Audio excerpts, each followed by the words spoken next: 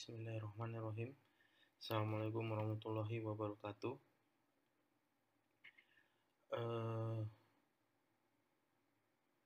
Tema sesi ketiga ini berkaitan dengan perkembangan politik hukum lingkungan hidup. Ya, jadi kita masuk kepada tataran politik hukum.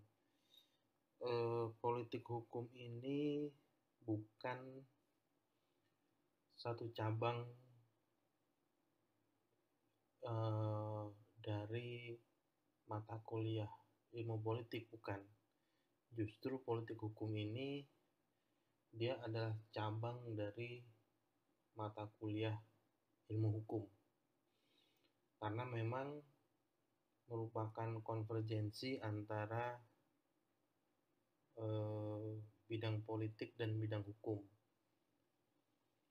Walaupun sebenarnya konsep definisi tadi masih banyak yang mempertentangkan, ya. Ada yang mengatakan kalau Prof. Mahfud MD itu menerangkan seperti saya tadi, gitu ya, konvergensi politik dan bidang hukum. Tapi ada juga dosen saya, Dr. Hotma Hasibuya, justru mengatakan enggak seperti itu, gitu ya. Justru bagian dari ilmu hukum. Nah, terlepas dari perdebatan definisi tersebut, mengenai politik hukum ini secara lebih sederhana ingin saya katakan adalah satu bentuk kajian yang objek kajiannya adalah hukum, namun dalam bentuk ius constituendum, ya, dalam bentuk hukum yang dicita-citakan. Jadi bukan hukum yang ada saat ini ius constitutum, ya, tapi ius constituendum, hukum yang dicita-citakan. Nah, jadi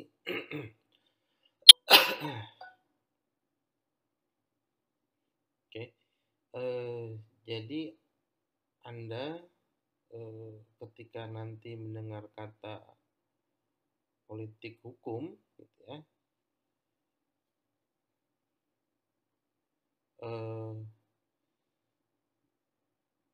bukan atau jangan mengasosiasikan kepada bagaimana caranya kita berpolitik, ya, enggak seperti itu, ya. Tapi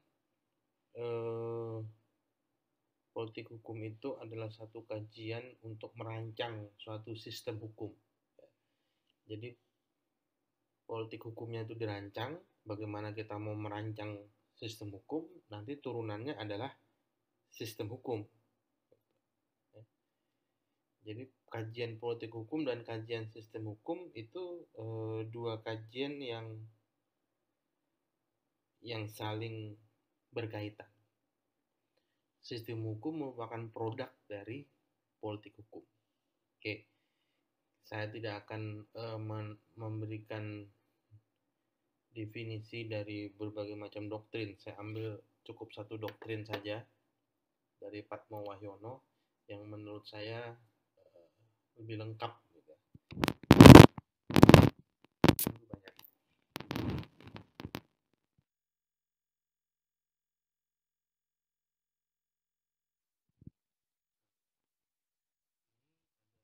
Salah satu doktrin yang dikemukakan oleh Patmo Wahyono.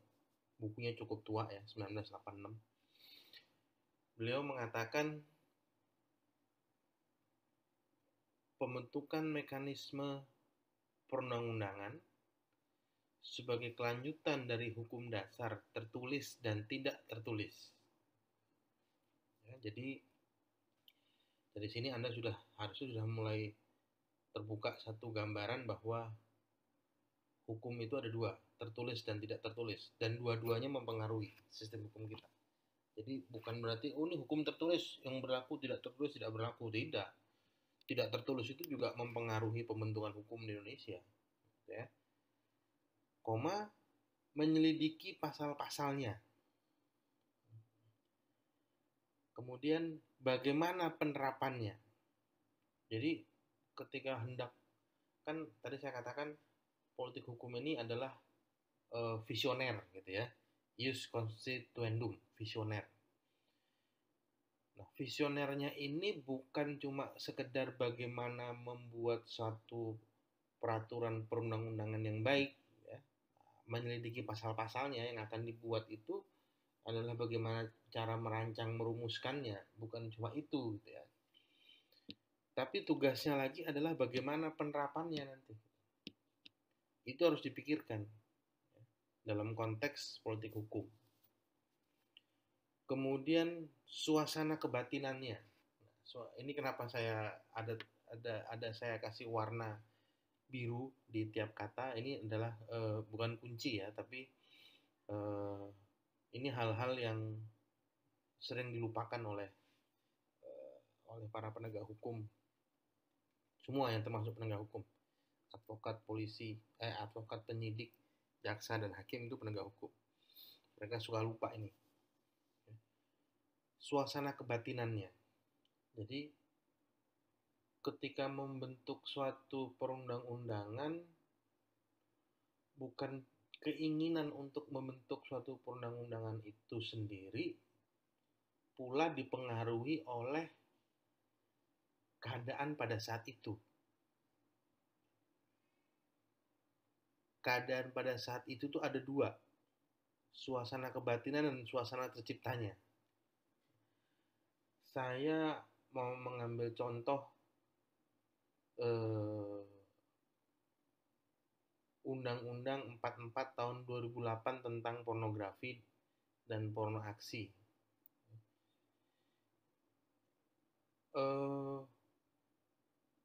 Pembentukan undang-undang tersebut Anda bisa browsing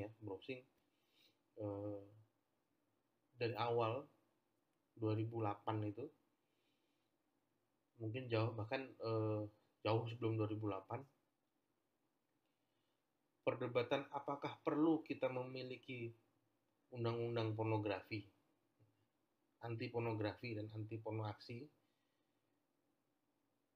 itu perdebatannya sudah masuk ke dalam, bukan lagi dalam ranah hukum saja gitu ya, tapi dalam elemen sosial kemasyarakatan. Perdebatan itu sudah cukup mengakar. Ada LSM tersendiri, LSM yang punya ruang lingkup khusus gitu ya. Kayak dulu ada namanya LSM wanita Islam, wanita Indonesia. Salah satu penggerak dari berbagai macam seminar, diskusi mengenai betapa pentingnya undang-undang anti pornografi itu dibentuk. Termasuk saya dulu waktu awal-awal kuliah ikut dalam gerakan seperti itu gitu ya, tahun 2001 itu. Bayangin 2001, undang-undangnya baru muncul 2008. Karena 2001 itu seminar nasional tentang pornografi di Hotel Indonesia. Dulu masih ada namanya Hotel Indonesia di Bundaran HI itu. 2 hari itu seminarnya, saya masih mahasiswa. Nah, suasana pada saat itu tergambar dari bagaimana para tokoh-tokoh masyarakat, tokoh-tokoh agama, tokoh hukum itu sendiri saling melemparkan pandangan, pendapat, berdebat, perlu atau tidak perlunya, penting atau tidak pentingnya gitu kan. Itu suasana kebatinan saat itu sekaligus suasana terciptanya. Kalau suasana tercipta yang lebih mewakili itu undang-undang terorisme ya. Kita ingat bom Bali, ya, bom Bali 1-2, suasana kebatinan hampir tidak diawali dengan suasana kebatinan, tapi langsung suasana terciptanya, kemudian baru muncul suasana kebatinannya. Kalau undang-undang pornografi, suasana kebatinan dulu, perdebatan, diskusi segala macam, diakhiri dengan pengerahan massa, demo segala macam gitu ya. Tapi kalau undang-undang teroris, bom Bali 1-2, suasana terciptanya baru masuk, setelah terjadi baru masuk pada suasana kebatinannya. Korban, gitu ya, keluarga korban segala macam. Nah, kemudian dalam politik hukum juga bagaimana perumusan teks perundang-undangan ini juga permasalahan gitu dalam politik hukum. Perumusan teks itu bukan satu hal yang mudah. Oh, kita sudah tahu apa yang akan kita atur, langsung aja kita rumuskan, tidak. Karena ketika ide itu muncul dalam satu bentuk tertulis, nanti pemaknaan yang muncul justru lebih dari satu, lebih dari dua. Bahkan tiap orang yang membaca akan memunculkan pemaknaan sendiri-sendiri. Sehingga kegiatan perumusan teks perundang-undangan itu juga kegiatan yang cukup penting dan berimbas nanti pada bagaimana penerapannya. Kemudian apalagi kegiatan politik hukumnya, keterangan-keterangan berkaitan proses pembentukannya, di mana semuanya berkaitan dengan pengaturan yang terdapat di dalam konstitusi mengenai organisasi kenegaraan. Jadi bukan hanya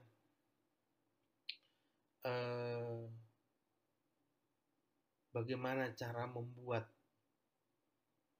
satu peraturan perundang-undangan, tapi nanti akan berhubungan dengan organ pemerintah mana yang akan menjalankan itu. Apakah, kalau di sini sebutnya organisasi kenegaraan, berarti dalam pandangannya Patmo Wahyono masih dalam konteks tiga kekuasaan negara itu, eksekutif, yudikatif, legislatif. Tapi sebenarnya kita bisa masuk lebih dalam lagi ke dalam organ-organ pemerintahan.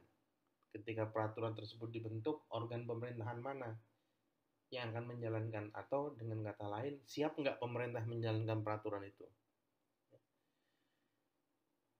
Nah, yang terpenting juga, yang juga dilupakan, dalam bidang ini perlu dicatat beberapa tahap pelaksanaan ketentuan mengenai organisasi negara yang dipengaruhi oleh keadaan dan waktu.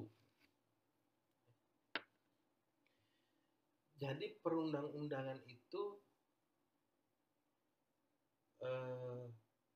dia tidak independen. Saya ingin menggunakan istilah tidak independen. Kenapa? Karena teks yang ada itu akan dibaca orang berdasarkan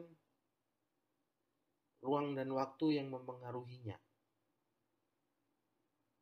Yang membaca ini tentu yang dimaksud oleh Patmo Wahyono adalah organisasi negara. Gitu ya. Ini agak sedikit berhubungan dengan apa yang sudah saya utarakan dalam sesi pertama mengenai paradigma tertentu yang dapat berganti seiring dengan ruang dan waktu. Sama, teks juga seperti itu.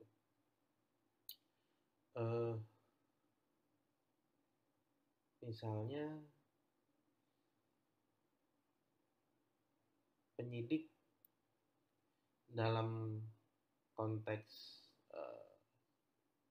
pemilu, gitu ya, membuat satu tafsiran atas hasil bacaannya dari fakta yang ada, bahwa ujaran-ujaran atau ungkapan-ungkapan seperti ini, gitu misalnya, contoh, merupakan bagian dari hate speech, ujaran kebencian, merupakan bagian dari hoax, konteksnya pemilu. Tapi kalau di luar dari pemilu, enggak, biasa saja ungkapan-ungkapan itu. Tapi karena konteksnya adalah pemilu, maka peraturan-peraturan tersebut dirasionalisasikan. Kan? Penalarannya seperti itu, dirasionalisasikan berdasarkan ruang dan waktunya. Walaupun saya agak heran ketika kita ribut-ribut ingin mengganti KUHP dengan KUHP yang baru, padahal isinya tidak jauh berbeda sebenarnya. Harusnya kalau menurut saya KUHP yang lama aja kita baca dengan versi sekarang gitu. Jadi kita lepas dari doktrin-doktrin masa lalu. Harusnya seperti itu. Simple sebenarnya. Tidak perlu harus punya ide apa namanya ya? Ide kalau kayak KUHP itu pengen dianggap sebagai karya agung bangsa Indonesia gitu. Nah, kayaknya KUHP juga mau ngarah ke situ tuh, karya agung bangsa Indonesia hingga semua dirubah gitu kan. Padahal sudah 40 tahun lebih nggak terlaksana itu. Karena perumusan teksnya banyak kepentingan yang mengikutinya. Padahal kalau secara sederhana, KUHP yang sekarang aja itu dibaca teksnya secara kontekstual gitu kan. Dan kontekstualisasinya itu mengikuti ruang dan waktu. Kalau ada yang tidak sesuai, nah bisa kita mintakan judicial review ke MK kan sekarang lebih mudah sebenarnya. Jadi tidak membuang-buang biaya negara dalam membuat rancangan KUHP yang tidak berkesudahan. Politik hukumnya mungkin belum nyampe ke sana mereka. Ya. Oke, ini pemaknaan dari politik hukum. Nah, dalam era kolonialisme, politik hukum mengenai lingkungan hidup itu terbaca dalam beberapa peraturan perundang-undangan. Itu peraturannya bahasa Belanda semua tuh. Tapi kita baca yang bahasa Indonesianya aja. Ya. Misalnya peraturan perikanan yang melindungi keadaan ikan. Kemudian ordonansi gangguan. Nah, ini yang sekarang masih sampai sekarang masih berlaku. Kalau kita mau bangun rumah harus dapat izin dulu dari ordonansi gangguan ini. Kemudian tentang perlindungan peninggalan purbakala. Kita sudah punya sekarang undang-undang cagar budaya alam. Undang-undang perlindungan purbakala ada sudah. Kemudian tentang ordonansi pembentukan kota. Kita sekarang punya undang-undang tata ruang ya. Tahun 2007, 26 tahun 2007 kalau saya tidak salah.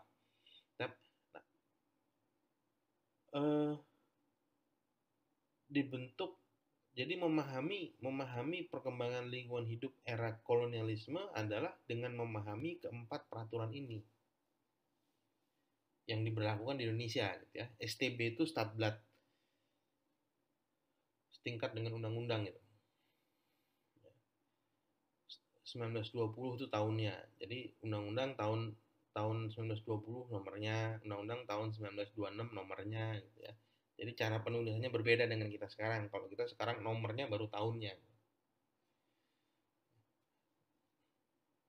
Nah, jadi cara memahaminya adalah Anda harus memahami peraturan tersebut secara keseluruhan. Orang sekarang melihat peraturan ini pasti akan mengatakan, kurang nih peraturannya. Belanda tidak komprehensif tidak menyeluruh buat peraturannya. Pasti untuk kepentingan Belanda nih, ya. Itu orang sekarang lihat peraturan ini.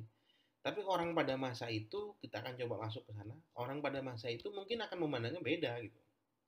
Karena apa? Karena isu hukumnya belum sampai ke situ. Yang dijadikan isu tahun 1920 itu isunya belum nyampe ke situ.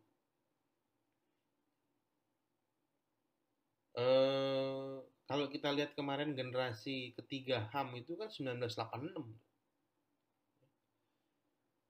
Baru masuk isu HAM di situ. Apa isu lingkungan hidup. 1920 belum ada isu lingkungan hidup.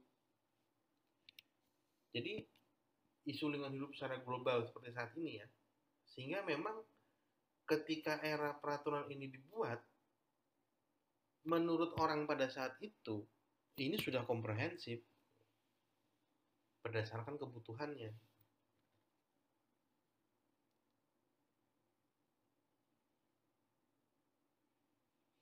Nah, tapi kalau peraturan ini dilihat oleh orang zaman sekarang, ya tidak komprehensif. Nah, ini era kolonialisme.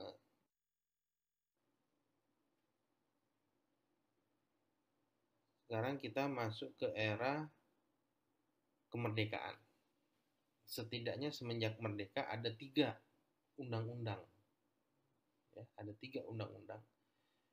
4 tahun 82, 23 tahun 97, dan 32 tahun 2009. Ini ada 4. Kok cuma satu-satu gitu ya? Kok cuma satu-satu? 82 ke 97 itu berapa tahun? Ya, 97 ke 2009 itu berapa tahun? Ya. Kalau tadi di era kolonial ada yang 2000 apa 1920, 1926 gitu ya. Jaraknya tidak terlalu jauh. Kalau 82 ke 97 ini kan berarti 15 tahun. Tadi 1920 ke 1926 cuma 6 tahun gitu. Kemudian dari 97 ke 2009 ya. Ini berarti 13 tahun ya. 12 tahun ya. 12 tahun. Nah, cuma memang di antara peraturan-peraturan ini ada peraturan-peraturan yang sifatnya teknis, yang sifatnya lebih konkret. Kalau undang-undang ini kan sifatnya abstrak. Jadi saya tidak muat peraturan-peraturan yang sifatnya eh, abstrak tadi. Konkret tadi. Ada PP banyak gitu ya, yang menjadi peraturan pelaksana dari undang-undang ini. Nah, undang-undang ini juga ternyata ya dipengaruhi oleh soft law-nya. Ya, soft law-nya itu dari Deklarasi Stockholm 72 dan Deklarasi Rio de Janeiro 1992. Sehingga perundang-undangan lingkungan hidup tadi asas-asasnya itu banyak dipengaruhi oleh 2 deklarasi ini. Nah, tugas Anda sekarang adalah Anda harus menjelaskan dari masing-masing prinsip ini, ya, masing-masing prinsip ini, tanggung jawab negara maksudnya apa, keterpaduan maksudnya apa, berdasarkan Undang-Undang 32 tahun 2009, karena itu yang kita gunakan sekarang. Dan asas ini termuat di dalam pasal berapa. Kalau tidak ada, sebut aja tidak ada. Tapi kalau Anda bilang tidak ada, kemudian saya lihat ada gitu ya, nah berarti salah tuh jawabannya. Jadi dia ada dalam pasal berapa? Melalui Undang-Undang 32 tahun 2009. Nah, cuma bukan soft law saja ternyata. Ada hard law. Hard law-nya ini adalah dari peraturan-peraturan tersebut, ya, baik yang soft law, hard law gitu ya, kemudian undang-undang lingkungan hidup sendiri. Kalau kita berbicara mengenai ekosistem sumber daya alam, maka keterkaitan dengan peraturan perundang-undangan lainnya itu sangat sangat kuat. Bahkan kalau kita bicara mengenai hak menguasai oleh negara, itu justru diatur pertama kali dalam Undang-Undang Nomor 5 Tahun 60 tentang agraria. Di situ justru diaturnya. Kerumitan dari penegakan hukum terhadap lingkungan hidup ini, Anda bukan cuma sekedar mempelajari satu peraturan, penegakan hukum lingkungan hidup ada dalam Undang-Undang 32 tahun 2009, tidak gitu. Ketika nanti itu bersinggungan dengan sumber daya alam hayati misalnya, berarti Anda berkaitan juga dengan 590.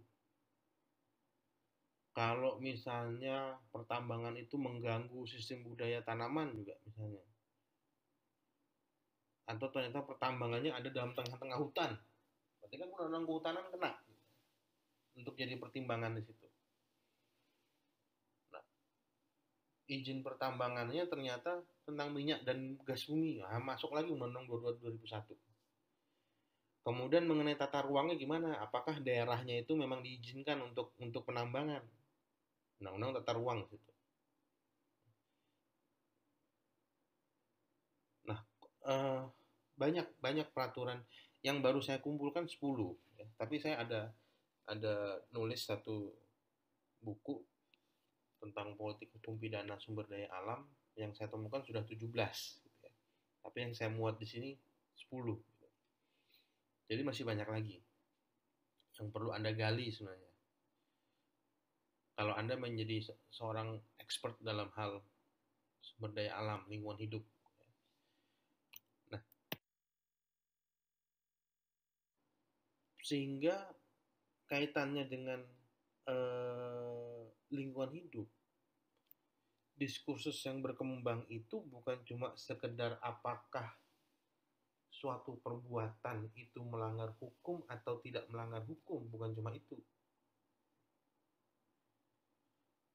Karena ada satu perbuatan yang kemudian itu diizinkan. Yang paling gampang lah misalnya, kalau di Jakarta gitu ya, persoalan reklamasi pantai. Apakah itu melanggar hukum atau tidak? Tidak. Karena apa? Karena ada diizinkan. Pemerintah daerahnya diizinkan.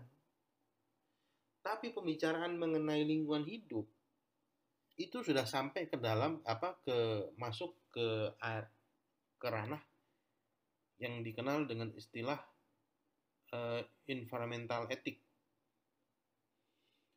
Udah masuk ke ranah etika lingkungan.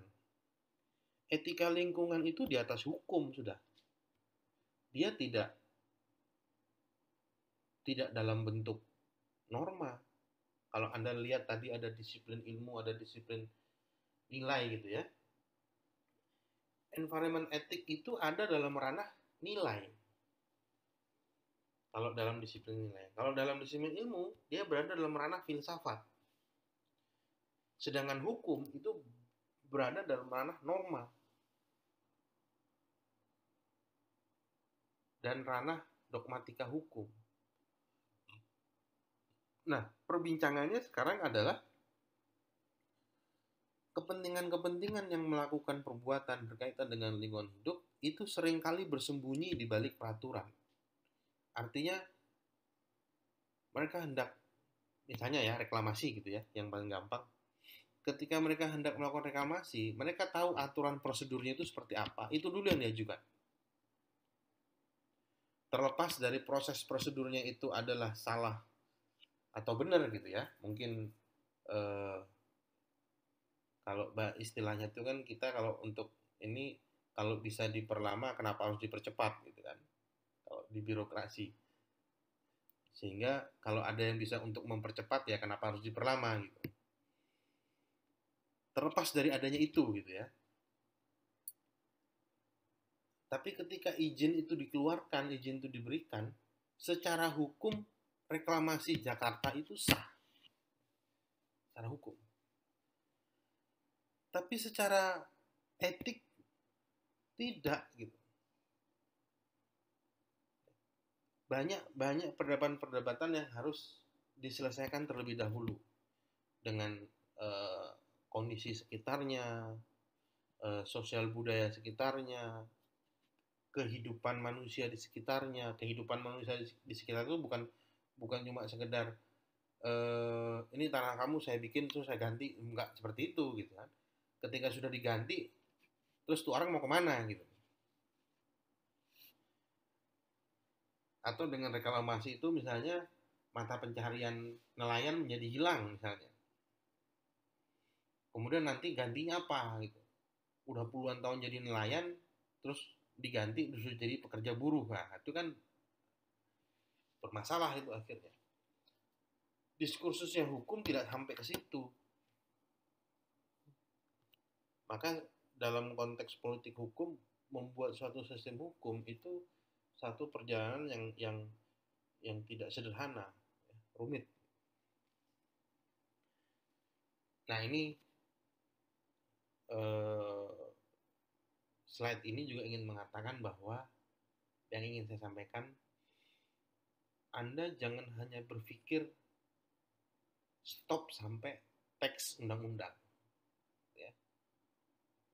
Teks sosial perlu Anda perhitungkan. Teks sosial ini artinya melampaui teks hukum. Gitu. Jangan cuma sekedar hukum. Gitu. Bahkan hukum itu jangan diartikan sebagai undang-undang.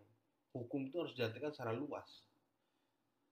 Karena isi dari hukum itu adalah undang-undang dan asas-asas yang hidup dalam masyarakat. Tadi kan dalam politik hukum ada itu kan, hukum tertulis dan tidak tertulis. Jadi Anda jangan stop pada satu sisi aja teks undang-undang, tapi hukum tidak tertulisnya banyak tuh. Itu yang perlu Anda dalami di situ, perlu Anda pahami. Sehingga ketika Anda memberikan, misalnya Anda pegawai KLH gitu ya, memberikan satu izin tambang ke satu daerah, yang Anda lihat tuh bukan cuma sekedar badan hukumnya sudah punya belum,